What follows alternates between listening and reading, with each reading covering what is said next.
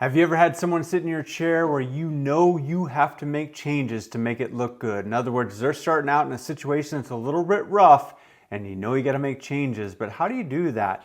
Well, in this case right here, we're going to start with this model right here. And if you take a look at her perimeter, her ends, she's getting real wispy. She's growing it out. I see a lot of clients like this who love longer hair. They grow it out and yet those ends get weak. They get very wispy.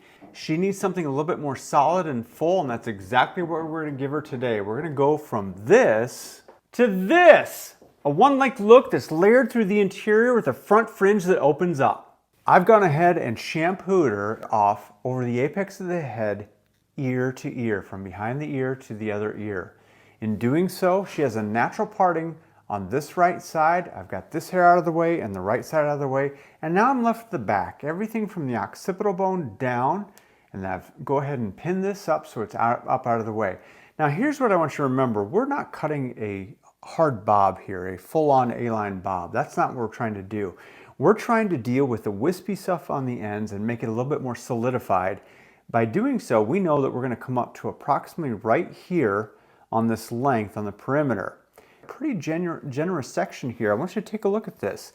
Now some people may go crazy over the size of the section, but remember what I said, I want to rough this in. So I'm going to take the wide teeth of my comb, I'm going to go ahead and drop this down, and what I'm going to do is you're going to see me come in here, and again, I'm just going to rough in an approximate length that I want this to be at. As I take this from either side, remember I said I'm using the wide teeth, I've got zero elevation, I'm not really putting any tension on this, and instead, I'm going ahead and rough that in. So I've got this length established right through here. On the left side, I will do the same. Now that I've roughed that in, I'm going to go ahead and drop more hair. Go ahead and drop this down. Remember, I don't need to use a ton of tension here. So instead, I can come through and just match that guide that I've already established. Not putting any tension on this as I move. And as I come through on the other side here, I'm going to get out of the way for you to see. And I'm going to cut this and rough it in. I'm going to drop the rest now, comb that through, and again, I'm going to establish that shape. You can move pretty quickly here. That's the whole point. If you think about it, I took 3 very generous sections to establish that perimeter length, you guys. As I move to the right side, remember her natural parting was up here on the right, and I've broken this in 2. This entire section, remember, it was behind the ear forward. I've broken it into 2. I'm going to drop that down. Remember, I'm going to use the wide teeth of my comb. I'm not going to use a lot of tension here. That's why I'm using the wide teeth. As I come through, I'm going to match what I've done on the back. This is roughing in that shape on the back. Now, as I come through the front, I really want to watch that tension here. I'm using the wide teeth just to hold that section of hair. I can go ahead and remove the remainder of the hair and drop it down. Low elevation here, no elevation here.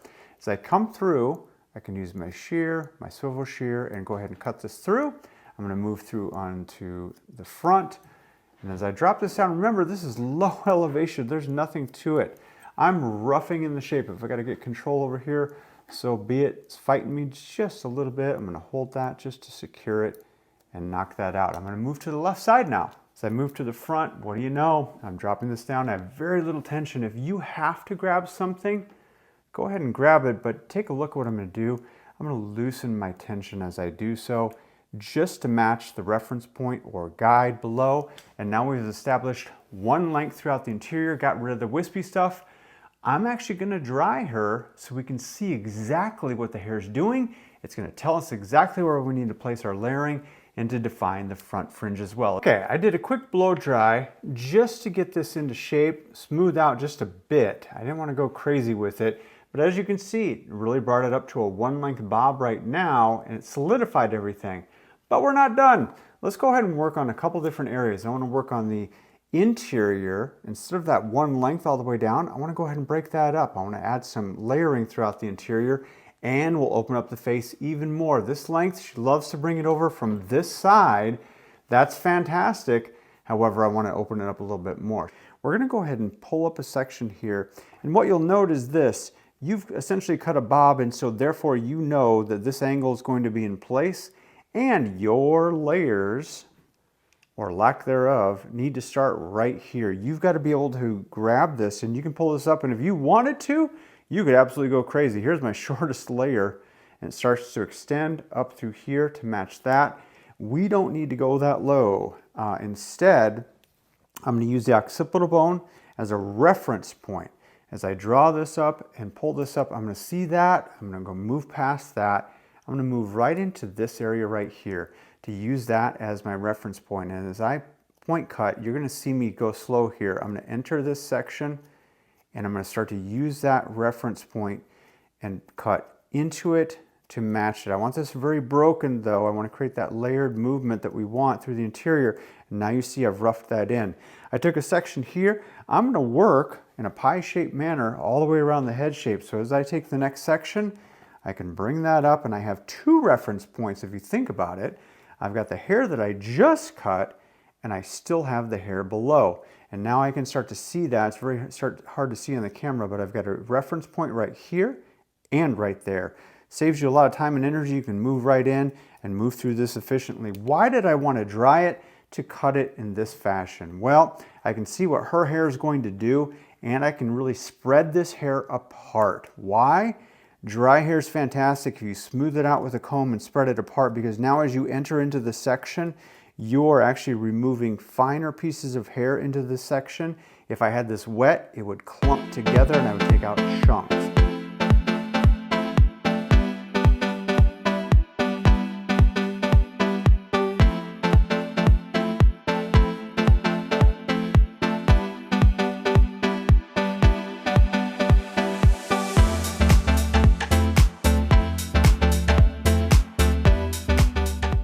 Once I'm done with that, here's what I want you to do. I would spin her around. I'm trying to show you this. And I would actually have an opportunity to stand behind her. I would pull this up, and I could actually take this. I need to fan that out a little bit better. And I can take that high point that might be left behind. And again, point cut into that, my friends. Point cut in, flattening it out with your comb. I've got that section right there. I can go ahead and point cut into that, start to increase some of the layers. Remember, I'm entering into the section. I'm parallel to the section. I'm not coming in at such a steep angle.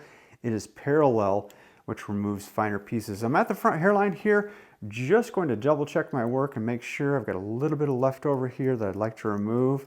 And then as I complete this, we're going to move to the front and open up the fringe area just a bit more. Let's take a look at that. Her natural hair fall pushes from the right to the left. We see this in so many clients. It's either the left or the right. It's going to dictate the way the hair wants to naturally push and fall. You need to work with it instead of against it. In this case, she likes to push it over. That's fantastic. But how do I open this up a little bit more? How do I open up this front fringe? It could be drawn all the way over here, but take a look as this hangs down. It's like that. I've also got this side, a really vertical line through here. How do I start to open that up? One quick trick that I can do just to open this up is determine a length that I want it to start at. So in other words, my length, I actually want to start right here approximately on the tip of her nose and draw it down. And what I could do is I can actually pull this section out. Make sure I get this hair set for you. And what I want to do is I want to slide cut through here. And here's what I want you to think about, my friends. As you do so, as I start at this point, I want you to see the shear, and I want you to see my thumb. My thumb is just slightly opening and closing that shear, and it's sliding through. This hair right here is coming off, and what it's starting to do is open this up a little bit more. I'm going to go very slow here. I need you to watch it as you enter into this. I'm bringing this out with a comb so I can show you, and I'm just sliding through this area right through here. What it's starting to do is it's starting to open this up a little bit more, and you can see this start to move in. I'm going to start to work it in. Please work in a little bit slow, simply because you want to see your work start to take shape. But I want to shift my attention to this side, and on this side, here's what I want you to think about. I've got a really strong vertical line, and I've got a good corner here. I don't want to remove all of it, and yet I want to soften some of it to fall in line and match a reference to the other side. As I come through here, what I want you to see is this. I'm going to come through and I'm going to open this up so you can see on the camera here. I'm going to slide through just like that. Take a look at that swivel shear working for me, not against me, so I can keep my wrist straight. As I work through the side here, all I want you to notice is I'm just sliding down and removing some of that weight here. We made that change that we were talking about. She came in with long, straggly hair that had been grown out, and we made a big change. We brought the length up, we then layered through the interior, then opened up the fringe of the face, all while using one single shear, one comb, and a clip. And if you like this video, hit the like button. If you want to see more, hit the bell so you can subscribe. We got a lot more videos coming your way. Thanks for watching.